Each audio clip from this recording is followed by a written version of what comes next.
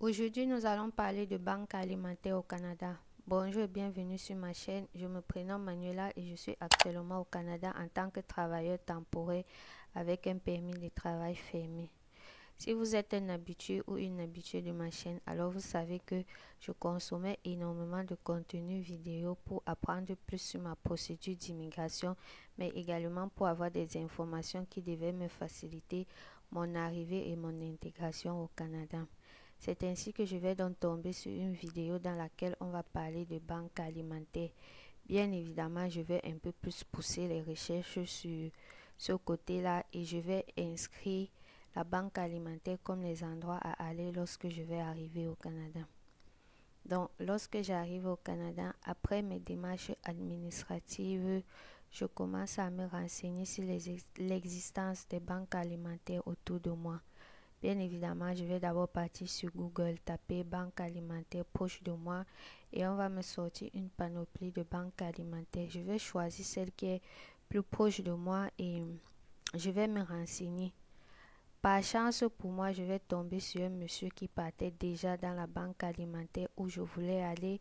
Il va me donner les conditions et il va accepter de m'accompagner là-bas un jour d'ouverture où il est disponible.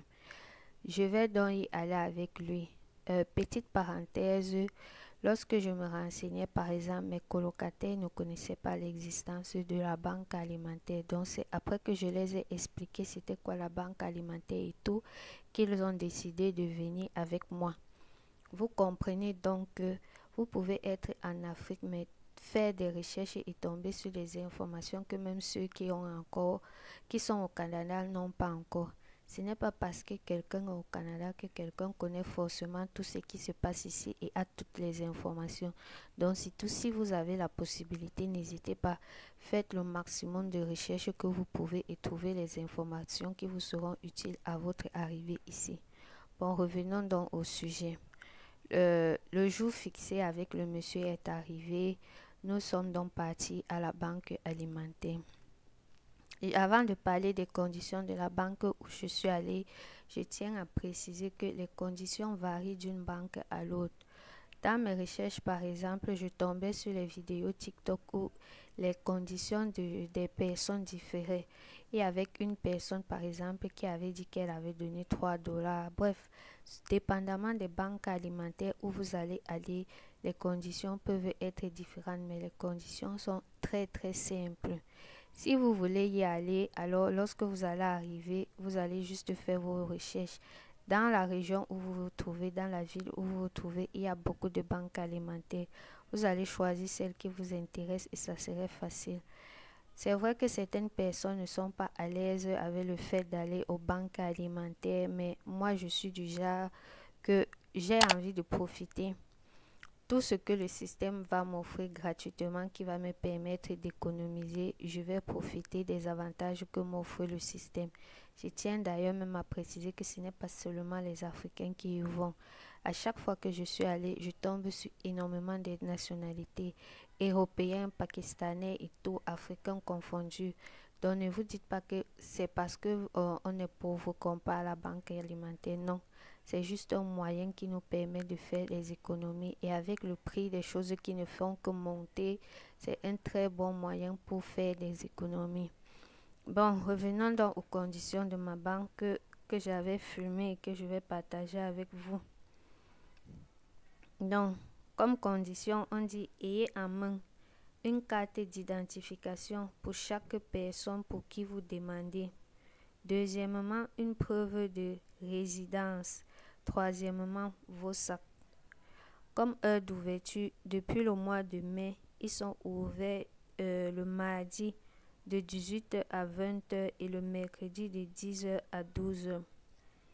Et comme autre condition, on ne doit se rendre dans cette banque qu'une fois par mois. La banque où je pars, c'est une fois par mois. Moi, je me suis enregistrée par exemple le 20. Donc, c'est à partir du 20 de chaque mois que je peux y aller. Bon, revenons donc aux éléments que j'ai donnés.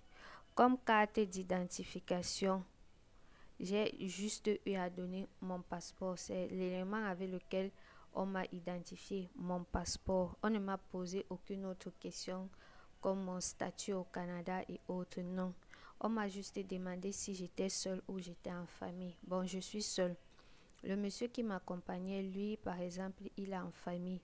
Donc, en plus de son passeport, il avait donné celui de sa femme et de ses enfants. Les autres membres de votre famille ne sont pas obligés d'être là physiquement, mais vous deviez avoir les documents qui justifient que vous êtes membre de famille et on doit enregistrer également ces informations-là dans le système. Donc, il avait donné son passeport, celui de sa femme et de ses enfants. Comme preuve de résidence, pardon, j'ai juste donné verbalement mon adresse. On ne m'a demandé aucun document sur lequel mon adresse était écrit. Et bien évidemment, j'avais déjà mes sacs. Le monsieur m'avait déjà demandé de prendre les sacs avec moi. J'ai demandé pourquoi est-ce qu'on on enregistre dans le système. On m'a fait comprendre que c'est pour que lorsque les prochaines fois on vient, on n'a plus besoin à subir les enregistrements chaque fois.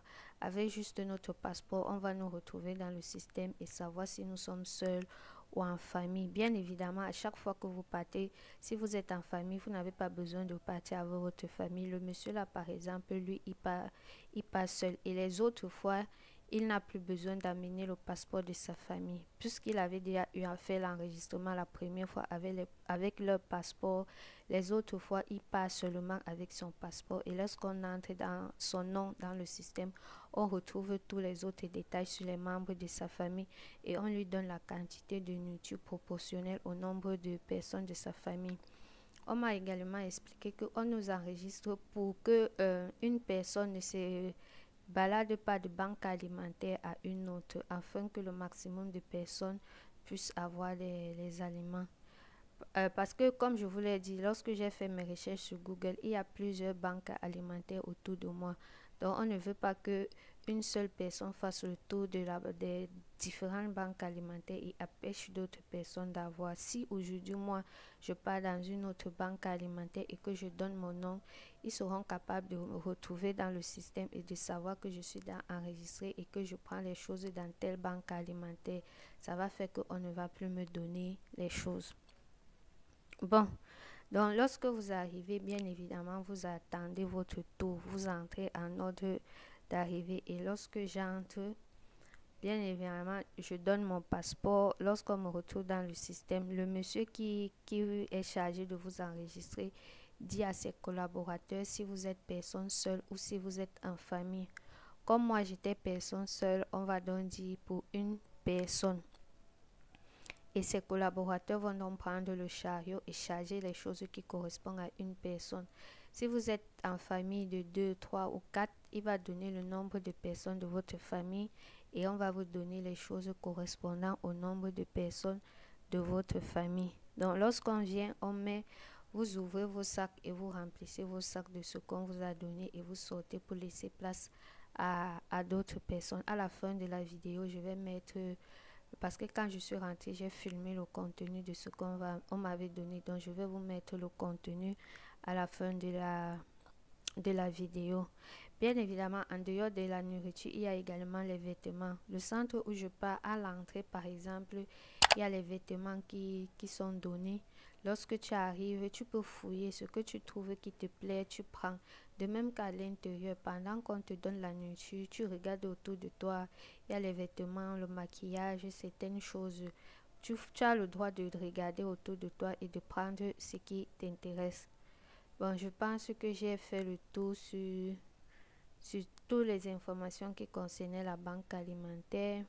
Si vous avez des questions, n'hésitez pas à poser vos questions en commentaire. Et je tiens à préciser une fois de plus que ce n'est pas les pauvres qui y vont. C'est toute personne qui veut économiser. Vous partez, vous économisez. Vous allez voir dans ma vidéo, par exemple, comment j'ai reçu le lait. 3 sachets de lait de plus de 1 litre. Le prix du lait, 1 litre de lait au supermarché coûte environ 4 dollars. Multiplié par 3. J'ai reçu la viole de 12. Au supermarché, ça coûte minimum 4 dollars. J'ai reçu les papiers hygiéniques. Je me rappelle qu'à mon arrivée, lorsque j'étais entrée dans un supermarché, que j'avais vu le prix des papiers hygiéniques, j'avais dit que des serviettes hygiéniques pour femmes, j'avais dit que merde, L'affaire s'y coûte cher comme ça là, donc ça fait toujours plaisir d'avoir les petits trucs qui nous permettent d'économiser. Ça réduit le prix des dépenses. C'est vrai que j'ai beaucoup de boîtes de conserve, des choses que je ne connais pas trop. Quelle est l'utilité, comment je vais l'utiliser, mais vu que je suis dans un pays et que je veux m'adapter, il se pourrait que je vais apprendre à manger certains trucs d'ici. Et lorsque je vais vouloir le faire, j'aurai déjà les éléments qui vont me permettre de faire une cuisine facile et tranquille. Bon, les boîtes de tomates, bien évidemment, je vais l'ouvrir pour l'utiliser dans ma nourriture. Bref, je ne rends pas cette vidéo trop longue. Si vous voulez qu'on en débatte, il y a la session commentaires. Je vous laisse donc avec la vidéo du contenu des choses que je suis partie prendre. Petite précision, les choses qu'on nous donne ne sont pas identiques à chaque fois. Selon ce qu'ils ont en stock, lorsque vous arrivez, ils vous donnent ce qu'il y a en stock. Le contenu de la vidéo que vous allez voir, par exemple, est différent de ce que j'avais reçu précédemment. Si lorsque je publie cette vidéo, je suis encore allé à la banque alimentaire, je vais ajouter le contenu à cette vidéo. Dans le cas contraire, je vous invite sur ma chaîne TikTok, sur mon manuel où je vais partager le contenu de ce que j'ai reçu à la banque alimentaire chaque fois que je vais y aller.